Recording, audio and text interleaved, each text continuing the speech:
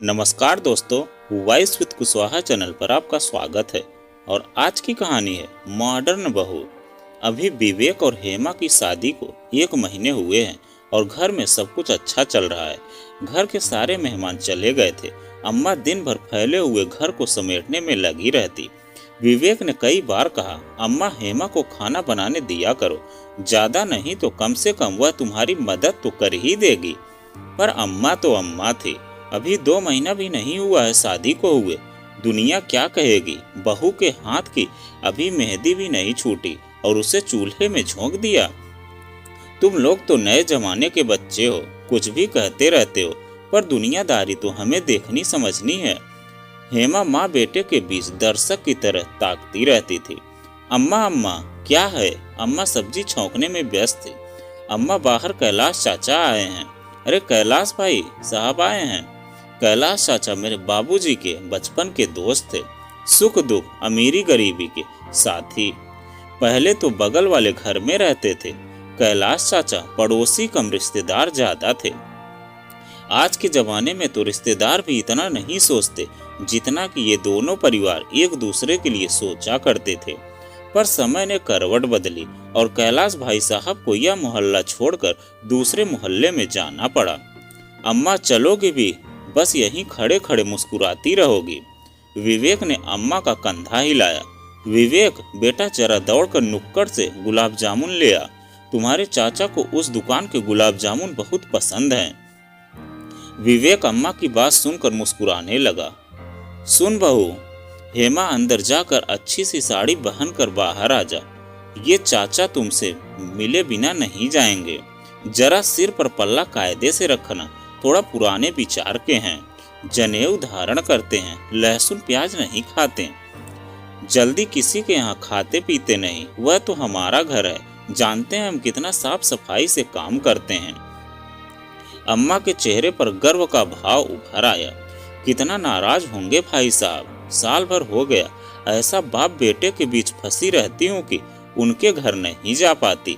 अम्मा बड़बड़ाए जा रही थी। प्रणाम भाई साहब, बहुत दिनों बाद आना हुआ। प्रणाम। हाँ बस ऐसे ही। कैलाश जी, मतलब हम सब के कैलाश चाचा। दोहरे बदन के, पान से रंगे हुए दांत, दूध की तरह सफेद कुर्ता धोती, माथे पर चंदन का टीका और जनेऊ पहने हुए थे। विवेक बचपन से उन्हें ऐसे ही देख रहा था। मजाल था कि कुर्ते पर एक सिकुड़न मिल जाए।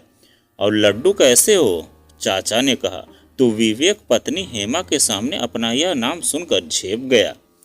अम्मा ने हेमा को ऊपर से नीचे तक देखा। ऐसे देखा जैसे कोई मेटल डिटेक्टर से जांच कर रहा हो। फिर हेमा को आंखों से इशारा किया।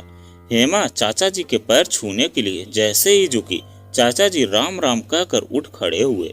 क्या हुआ भाई साहब, कोई गलती हो गई क्या बहू से?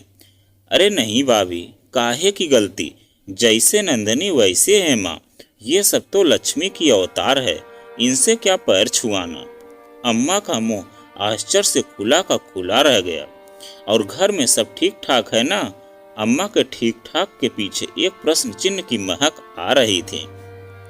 कैलाश चाचा का बेटा राजीव ने चाचा जी और चाची जी के खिलाफ जाकर कोर्ट मैरिज की थी। लड़की दूसरी बिरादरी की थी, राजीव के साथ ही नौकरी करती थी। प्यार हुआ और झटपट शादी कर ली। कैलाश भाई साहब और भाभी जी ने तो गुस्से के मारे कोई पार्टी भी नहीं करी थी। हाँ भाभी, घर में सब ठीक ठाक है। भाई साहब चाय तो पियेंगे ना? पूजा पाठ किए बिना चाचा जी कुछ खाते पीते नहीं थे। हाँ सिर्फ 4 चाय पिलाइए, नाश्ता करके आए हैं। अम्मा आश्चर्य से चाचा जी को देख रही थी। इतनी सुबह सुबह गायत्री? उसके तो हमेशा घुटनों में ही दर्द होता रहता है।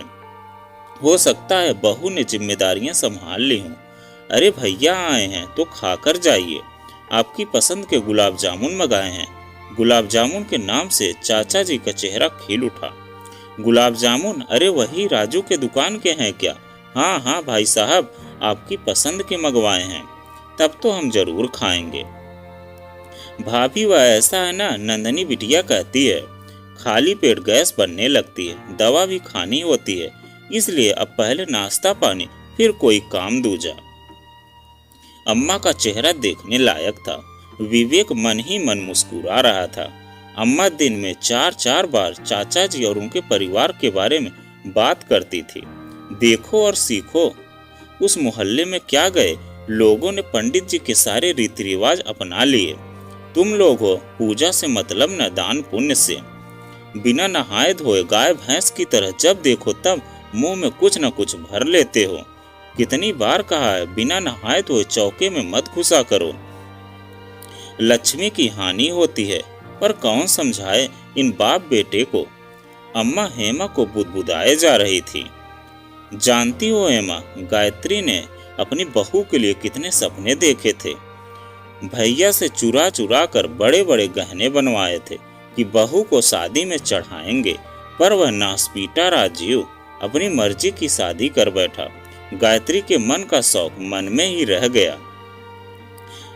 आप लोगों को परसों का न्योता देने आए हैं। बहू और लड्डू को साथ लेकर आइएगा भाभी। कम से कम बहू भी हमारा घर देख ले। हाँ भैया हाँ जरूर।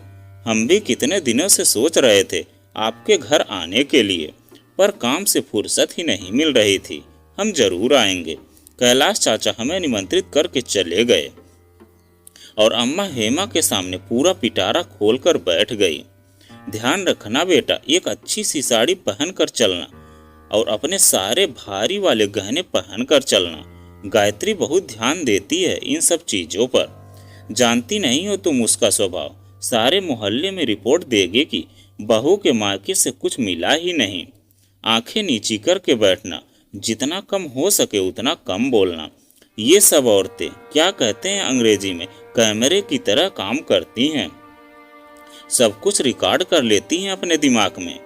इसलिए थोड़ा कोशिश करना कि कोई गलती न हो तुम्हारी तरफ से। उनके चौके में लहसुन प्याज नहीं बनता है तो हो सकता है तुम्हें खाने में स्वाद न लगे, पर चुपचाप सब खा लेना। एक दिन की ही बात है बेटा, हमारी इज्जत रख लेना। हेमा चुपचाप उनकी हाँ में हाँ मिलाए जा रही थी। आखिर वह दिन भी आ गया। हेमा अपनी सासू माँ के कहे अनुसार भारी सी लाल बनारसी साड़ी गहनों से लदी फदी चाचा जी के घर पहुंची थी। सबकी आवाज को सुनकर चाची जी चौके से बाहर आ गई। हेमा ने उनके पैर छुए। चाची जी ने आशीर्वाद का पिटारा खोल दिया। खूब आगे बढ़ो, घर भर का नाम रोशन करो। बैठो बैठो बेटा, कितने दिनों बाद आई है। तुम्हारी सास को फुर्सत ही नहीं है। अरे ऐसा क्यों कहती हो गायत्री, तुम तो जानती हो अकेले प्राणी हैं हम, क्या क्या देखे और कहाँ कहाँ देखे। जीजी सही कह रही हैं आप, मोहल्ला क्या छूटा, आना जाना भी छूट गया, पर प्रेम वैसा ही है आज भी हमारे बीच। बिटिया, अरे बात ही करती रहोगी या बहू को कुछ खिलाओगे भी? कैलाश चाचा ने जोर से आवाज लगाई। अरे हाँ हाँ खिलाती हूँ, काहे गला फाड़ रहे हो राजीव के पापा? तभी एक दुबली पतली सी स्मार्ट और बिंदास सी दिखने वाली लड़की, जिसने जींस के ऊपर कुर्ती डाल रखी थी और गले में एक पतली सी सोने की चैन, हाथ में ट्रे लेकर प्रकट हुई। नमस्ते चाचा जी, नमस्ते चाची जी। अरे नमस्ते से कैसे काम चलेगा नंदिनी, तुम्हारे घर पहली बार आई चाची जी के पैर तो छुओ। चाची जी ने कहा। Oh my God, sorry sorry, मैं भूल गई थी। नंदिनी खिलखिलाकर हंस पड़ी। सबके पैर छूने के बाद नंदिनी हेमा की ओर मुड़ी। वेलकम भाभी, मैं नंदिनी, आपकी देवरानी। नंदिनी ने अपनी बड़ी बड़ी गोल गोल आंखों को घुमाकर कहा। हेमा उसे आश्चर्य से देखती रह गई। आप परेशान मत होइए, वैसे तो आप मुझसे पद में बड़ी हैं, यानी जेठानी हैं, पर शादी के मामले में मैं आपसे सीनियर हूँ। उसके चेहरे पर एक अजीब सी शरारत थी।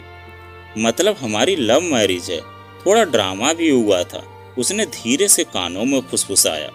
गायत्री मौसी नंदिनी के आने से थोड़ी असहज हो गई थी। क्या गायत्री, अपनी बहू के लिए तुमने इतने सारे गहने गढ़वाए थे, यह क्या एकदम मरी सी चैन पहने हुए है? नंदिनी बेटा, तुम्हारी सास ने तुम्हें कुछ पहनने को नहीं दिया क्या? गायत्री मौसी का चेहरा उतर गया था, पर नंदिनी ने बड़ी बेफिक्री और चपलता से जवाब दिया। चाची जी, आज के जमाने में गहने पहनता ही कौन है? हर समय यही डर लगा रहता है कि कहीं कोई चोर छीन न ले। वैसे भी साड़ी तो मेरे बस की नहीं, और जीन्स और सलवार सूट पर भारी गहने अच्छे नहीं लगते। मैं तो बस ऐसे ही फंकी टाइप के गहने पहनती हूँ। चाची जी, ये लीजिए गर्मा गर्म प्याज की पकौड़ी, लहसुन धनिया की चटनी के साथ खा कर देखिए, मैंने बनाई है, मजा आ जाएगा। आज तो एक के बाद एक विस्फोट हो रहे थे। अम्मा को कुछ भी समझ में नहीं आ रहा था कि उनके साथ क्या हो रहा है। या तो जमाना आगे बढ़ गया है या फिर वही पीछे रह गई हैं।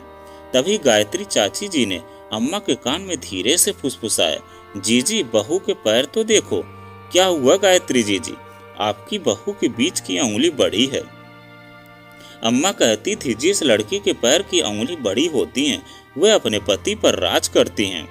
जीजी पहले दिन से ही लगाम कसकर रखना, वरना तुम्हारा बेटा फुर्र हो जाएगा। फिर न कहना हम सचेत नहीं किए। हेमा चुपचाप उन दोनों की बातें को सुन रही थी। फिलहाल तो उसे उनके बेटे की कमान नंदिनी के हाथों में ही दिख रही थी। वही अम्मा क्यों पीछे रहती। उन्हें अपनी बहू के सामने यह बताना था कि वह कितना भी अपने रूप का जादू अपने पति के ऊपर चला दे, पर उनका बेटा तो सिर्फ उनका ही है। अरे गायत्री, दुनिया का मैं नहीं जानती, पर मेरा बेटा तो गऊ है, गऊ। मेरी मर्जी के बिना तो वह घर के बाहर कदम भी नहीं रखता। पान बीड़ी सिगरेट तो बहुत दूर की बात है, जमाने की हवा तो उसे बिल्कुल भी नहीं लगी। हेमा चुपचाप उन दोनों की बातों को सुनकर मुस्कुरा रही थी। उसकी मम्मी जी अपने बेटे का गुणगान करने से थक नहीं रही थी, और उनका बेटा तो शादी की पहली रात ही उसके सामने यह स्वीकार कर चुका था कि वह कभी दोस्तों के साथ शराब पी लेता है, पर आदत नहीं है। पान गुटखे का भी कोई विशेष शौक नहीं है, पर कसम भी नहीं है। हेमा सास के इस भ्रम को तोड़ना नहीं चाहती थी। तभी एक और बम फूटा। नंदिनी की नजर अचानक अपनी सास की तरफ गई और वह झुंझला उठी। क्या मम्मी जी, कितनी बार कहा है आपसे कि मैचिंग कपड़े पहना कीजिए।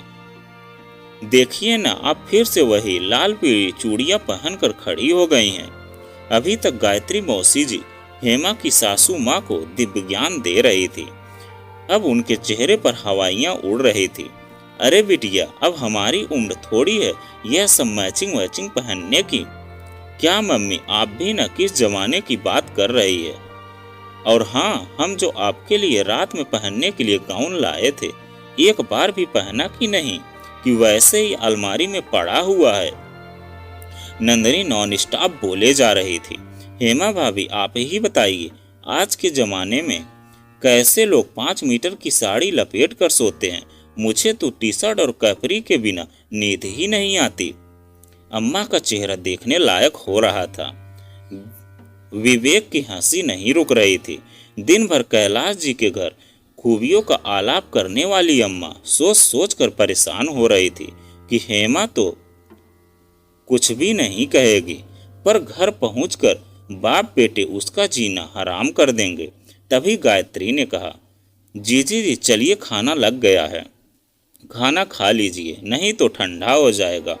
एक बड़ी सी मेज पर बहुत सारे स्वादिष्ट व्यंजन लगे हुए थे। खाने की खुशबू ने सबकी भूख को और भी बढ़ा दिया। नंदिनी बेटा, क्या क्या बनाया है हमारी बहू के लिए? कैलाश चाचा ने बड़ी जिज्ञासा से पूछा। पापा जी, गोभी मुसल्लम, सोयाबीन के कबाब और मुगलई पराठा। मैंने तो मम्मी जी से कहा था कि चिकन टिक्का भी बना दूं, पर मम्मी जी तैयार नहीं हुई। अम्मा का मुंह पर एक के बाद एक उतार चढ़ाव आ रहे थे। वे समझ नहीं पा रही थी कि उनके साथ यह क्या हो रहा है। आखिर उन्होंने धीरे से पूछ ही लिया, गायत्री, अब तुम्हारी तबीयत कैसी रहती है? जीजी जी, डॉक्टर ने बताया है कि विटामिन भी बहुत कम हो गया है, अच्छा खाना खाने को बोले हैं। तभी नंदिनी ने एक और बम फोड़ा। आंटी जी, डॉक्टर ने कहा कि मीट मुर्गा ज्यादा से ज्यादा खाइए, पर मम्मी जी तैयार ही नहीं होती। मैं चिकन सूप बहुत शानदार बनाती हूँ, एक बार खा लेंगी तो उंगलियां चाटती रह जाएंगी, पर अम्मी जी तैयार ही नहीं होती। अब अम्मा के लिए वहाँ बैठना और भी मुश्किल होता जा रहा था। उन्होंने जल्दी से जल्दी 2-4 निवाले गले के नीचे उतारे और विवेक की तरफ इशारा किया। कल ऑफिस भी है ना तुम्हारा, जल्दी करो, पहुँचते पहुँचते लेट हो जाएंगे। खाना वाकई बहुत स्वादिष्ट था। हेमा ने सभी के पैर छुए और गाड़ी में आकर बैठ गई। रास्ते पर विवेक और उसके पापा ने अम्मा को खूब छेड़ा। पापा कबाब इतने शानदार बने थे कि मजा आ गया। तब विवेक के पापा ने कनखियों से विवेक को देखते हुए कहा, गोभी मुसल्लम अगर बताई न जाए तो एकदम नॉनवेज की तरह लग रही थी। अम्मा अगली बार नंदनी के हाथ का चिकन सूप पीने जरूर चलेंगे। हेमा दोनों बाप बेटे की छेड़खानी को अच्छी तरह से समझ रही थी और अम्मा खिसियाई हुई चुपचाप खिड़की के बाहर देख रही थी। सोच रही थी कि वाकई में जमाना बहुत बदल गया है और तभी से उन्होंने हेमा को ज्यादा तंग करना छोड़ दिया। तो दोस्तों, यह कहानी आपको कैसी लगी कमेंट में लिखकर जरूर बताइएगा। अगर आप हमारे चैनल पर नए हैं तो प्लीज़ चैनल को सब्सक्राइब कीजिएगा और वीडियो को एक लाइक कीजिएगा। तो चलिए मिलते हैं एक नई कहानी के साथ में एक नए वीडियो में। कहानी सुनने के लिए आपका बहुत बहुत धन्यवाद।